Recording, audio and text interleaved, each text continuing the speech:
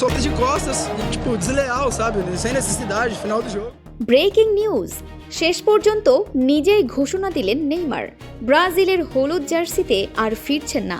16 বছরের গৌরবময় যাত্রার ইতি, বিশ্বকাপের অপূর্ণ স্বপ্ন, পেলের রেকর্ড ভাঙা ইতিহাস আর কোটি ভক্তের চোখে জল। নেইমারের বিদায় বার্তায় আবেগে ভাসছে পুরো ফুটবল বিশ্ব। এবার কি সত্যিই শেষ হয়ে গেল ব্রাজিলের এক স্বর্ণযুগ?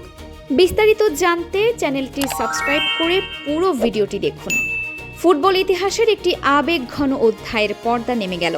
যে নামটি এক যুগ ধরে ব্রাজিলের আক্রমণের প্রাণ ছিল, যে পায়ের জাদুতে মুগ্ধ হয়েছে কোটি কোটি ফুটবল প্রেমী, সেই নেইমার এবার নিজেই জানিয়ে দিলেন জাতীয় দলের হয়ে তার পথ চলা শেষ।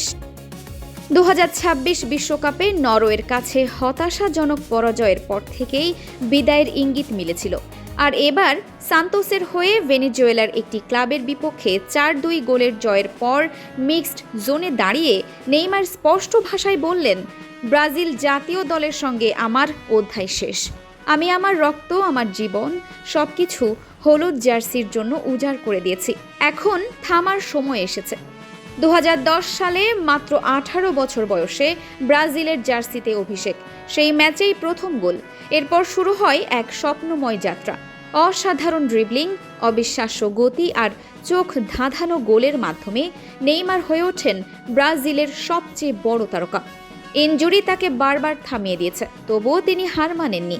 ব্রাজিলের হয়ে 130 ম্যাচে 80 গোল করে ভেঙেছেন কিংবদন্তি পেলের গোলের রেকর্ড, জিতেছেন কনফেডারেশনস কাপ, এনে দিয়েছেন 2016 রিও অলিম্পিকে ঐতিহাসিক স্বর্ণপদক।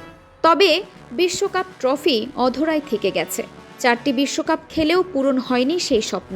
কোপা আমেরিকাতেও ভাগ্য সবসময় তার পাশে ছিল না।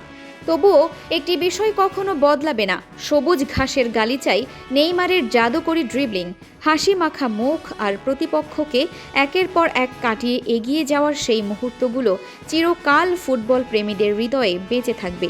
একটি অধ্যায় শেষ হলো, কিন্তু কিংবদন্তির গল্প কখনো শেষ হয় না।